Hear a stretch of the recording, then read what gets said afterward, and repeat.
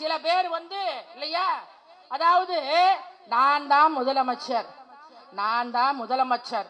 நான் கேட்கிறேன், என்னையா செஞ்சீங்க? இந்த தமிழ்நாட்டுக்காக போராடினீர்களா?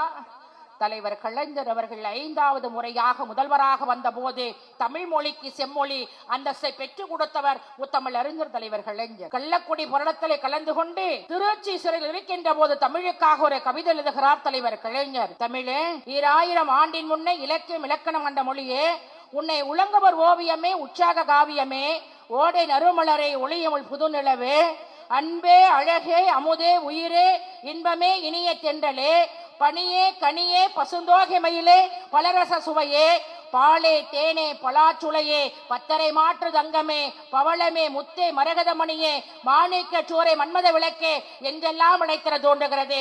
ஆனாலும் தமிழே, உன்னை தமிழ் என்று அழைப்பதிலே உள்ள இன்பம் வேறு என்ற சொல்லிலும் இல்லை என்பேன். செந்தமிழை செம்மொழியே வாழ்கனி வெல்கனி என்று எழுதுக என்று சொன்னால், அந்த தமிழ் மொழிக்கு செம்மொழி அந்தஸ்தை பெற்றுக் கொடுத்தவர் முத்தமிழ் அறிஞர் தலைவர் கலைஞர். நீங்க என்ன பண்ணீங்க? அன்னைக்கு சுனாமி, அன்னைக்கு புயல், அதாவது இங்க இருக்கிற புயல் பாண்டிச்சேரிக்கு போயிருச்சு இல்லையா, அங்க பக்கத்தில் இருக்கக்கூடிய மாவட்டத்திலே பாதிக்கப்பட்டு விட்டது. ஆனால் அதாவது துணை முதல்வர் உதயநிதி ஸ்டாலின் நேரடியாக செல்கிறார். அதோடு மட்டுமல்லாமல் திருவண்ணாமலையிலே ஒரு பாறை உருண்டு கீழே விழுந்து 7 பேர் இறந்து விட்டார்கள்.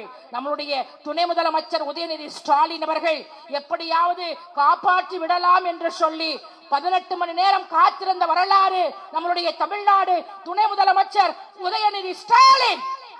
ஆனா இவர் என்ன பண்ணார்? ஒருத்தர் அதாவது ஒரு தனி விமானத்துல, அதாவது பாத்தீங்கன்னா திரிஷாவை கூட்டிக்கிட்டு, அதாவது ஆனா இவர் என்ன பண்ணாரு? கோவாவுக்கு போயிட்டாரு. என்ன நியாயம்? நான் சொல்றேன், சாதாரணமா பேசுறேன்.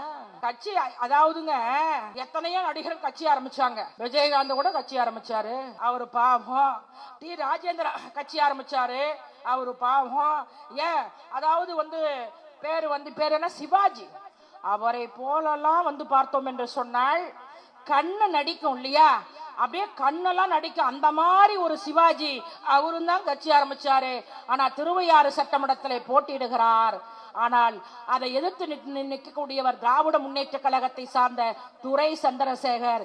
சிவாஜி தோந்து போனார், துரை சந்திரசேகர் வெற்றி பெற்றார். திராவிட முன்னேற்ற கழகத்துடைய இன்றைக்கும் சட்டமன்ற உறுப்பினர், மாவட்ட கழகத்துடைய செயலாளர். இன்னைக்கு ஏதாவது ஒரு பிரச்சனை நம்ம டிவியில பாக்குறோம். கண்ணனாக இருந்தாலும் சரி, ராஜாவா இருந்தாலும் சரி, என்ன எங்களுடைய மாண்புமிகு அமைச்சர் அண்ணன் மா சுப்பிரமணியாக இருந்தாலும் சரி, தெரு தெருவா மக்களை பார்த்து மக்களுக்கு உதவி செய்யக்கூடியவர்கள் திராவிட முன்னேற்ற கழகத்தை சார்ந்தவர்கள். நாங்க என்ன ஆளுங்கட்சின்னு ஏதாவது திமுறா இருக்கிறோமா? கிடையாது. ஆனா யாரு பாரு இல்லையா, திமுகவை ஒழிப்பேன் அழிப்பேன். நான் ஒண்ணு மட்டும் சொல்றேன், திராவிட முன்னேற்ற கழகத்தை அழிக்க வேண்டும் என்று நினைத்தவர்கள் அழிந்து போயிருக்கிறார்கள். திராவிட முன்னேற்ற கழகத்தை ஒழிக்க வேண்டும் என்று நினைத்தவர்கள் ஒளிந்து போயிருக்கிறார்கள்.